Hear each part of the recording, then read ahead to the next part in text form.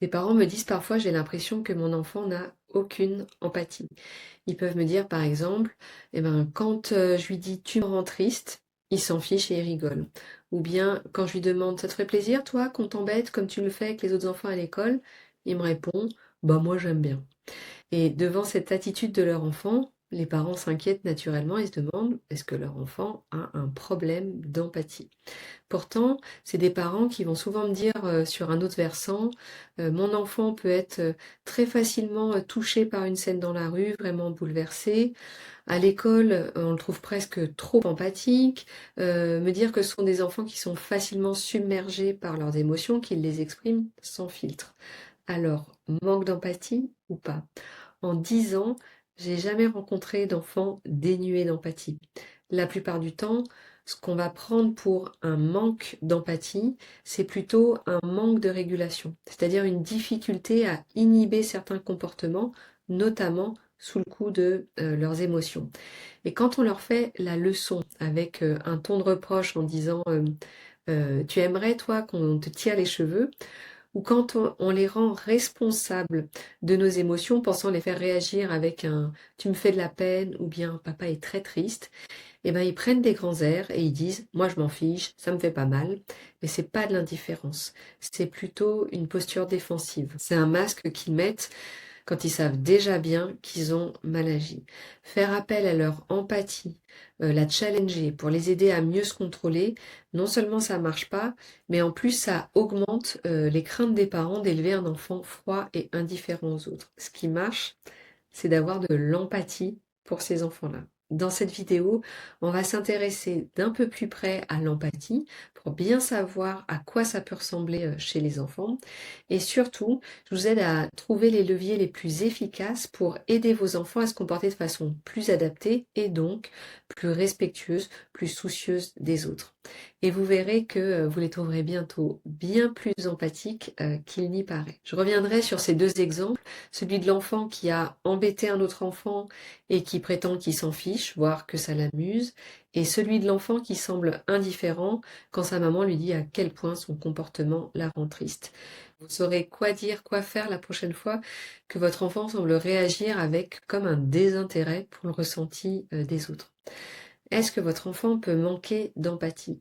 Alors parfois ça y ressemble, mais si on y regarde de plus près, dans le développement des enfants, l'empathie affective, elle commence dès la toute petite enfance. Un nouveau-né qui pleure quand d'autres bébés pleurent à côté.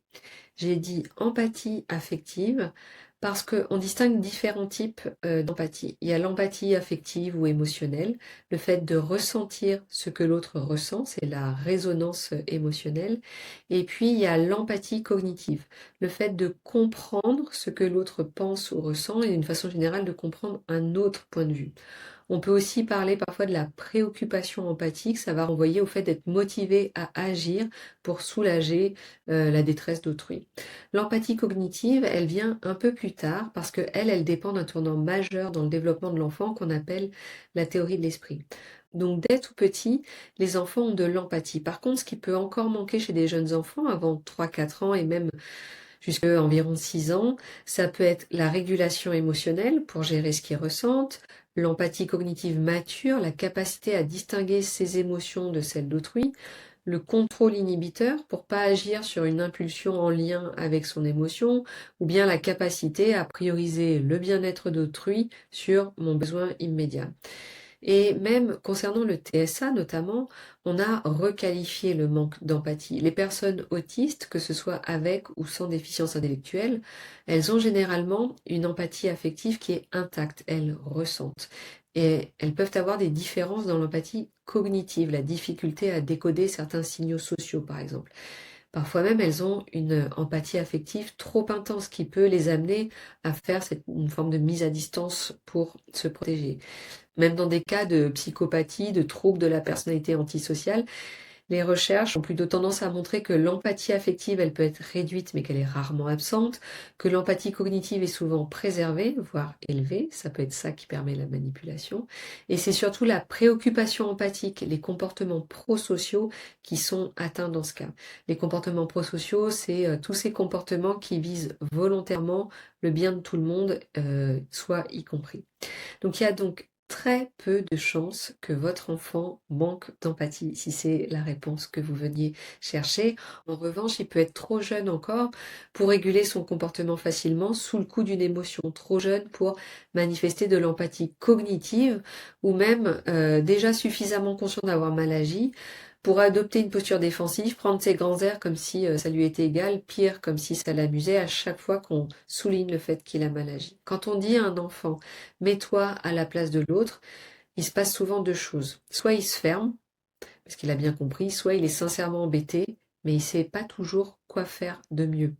Dans l'un ou l'autre des cas, que ce soit le cas où l'enfant est trop petit, les compétences sont pas assez développées, ou dans le cas où l'enfant sait déjà qu'il a mal agi, il a de l'empathie, il voit bien que ça n'allait pas, mais il fait mine de pas en avoir pour se défendre, je ne peux que constater à quel point le levier de l'empathie est un levier inefficace pour aider les enfants à mieux se comporter.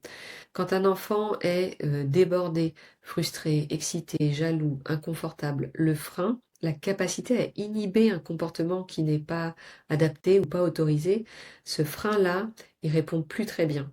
Et c'est pas parce qu'il veut pas faire bien par manque d'empathie, c'est qu'il n'y arrive pas à ce moment-là, malgré l'empathie dont il est capable. Ça peut être particulièrement difficile pour certains enfants qui ont des réactions émotionnelles très intenses, encore pas mal d'impulsivité, donc l'inverse de l'inhibition, que ce soit à cause d'un jeune âge, d'un tempérament plus sensible et réactif, ou même d'un trouble du neurodéveloppement qui va affecter souvent les capacités de régulation. Dans ces cas-là, ce qui aide le plus, c'est pas de venir challenger, vérifier leur empathie. C'est que l'adulte fasse preuve d'empathie pour l'enfant. Et donc, c'est plutôt de connecter avec eux pour les aider à s'auto-observer, comprendre ce qu'ils vivent, pour mieux les aider à se réguler. Ça va ensemble. J'ai vraiment besoin de comprendre et en quelque sorte d'accepter que je suis frustrée pour mieux réguler, pour mieux m'empêcher de faire ce que la frustration me donne envie de faire, mettre une droite à mon voisin, etc. Concrètement, il va s'agir de faire ce que j'appelle passer sous la surface de l'eau.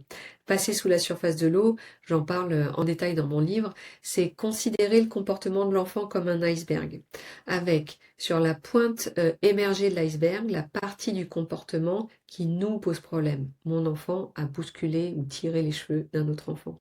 Et dans la partie immergée, ce qui pose problème à l'enfant, une grosse frustration difficile à canaliser à cause de capacités encore immatures ou fragiles.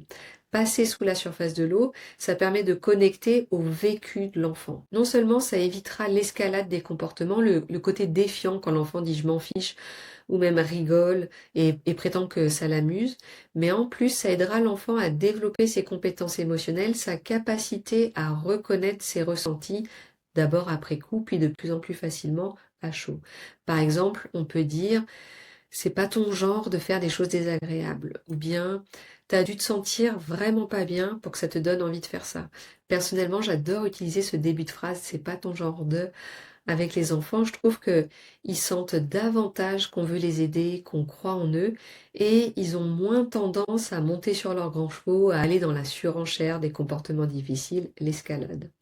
Encore une autre façon de passer sous la surface de l'eau, on peut mettre des mots sur les réflexes de l'enfant pour normaliser ces élans un peu hostiles quand on est en colère. On peut dire, quand on se sent mal à l'intérieur, parfois ça donne envie de piquer les autres. Est-ce que tu veux que je t'aide à trouver une autre façon de faire quand ça te démange comme ça? Franchement, testez une fois pour voir sans craindre d'être laxiste ou de valider ce qui n'est pas acceptable à vos yeux. Vraiment, c'est fou à quel point ça les apaise parfois. J'ai déjà entendu des enfants qui me demandaient au cabinet donc je suis normale si j'ai envie de faire ça? Et leur dire oui les enlève d'un poids qui augmente leur capacité de régulation. Paradoxalement, plus on leur dit que c'est normal, mieux ils se régulent. Ça pourrait faire un autre sujet de vidéo pour vous expliquer pourquoi c'est si efficace. Mais bref, donc avec ces réponses parentales qui viennent passer sous la surface de l'eau, on peut beaucoup plus facilement aider l'enfant à identifier et donc à tester des stratégies qui vont avec ce vécu pour les situations qui leur posent problème. Comment on fait quand on est tellement fâché contre un copain à la récré qu'on a envie de lui dire quelque chose qui va le blesser? Comment on fait quand on a tellement envie de dire la réponse qu'on connaît par cœur que c'est dur de pas couper la parole à un autre enfant en classe.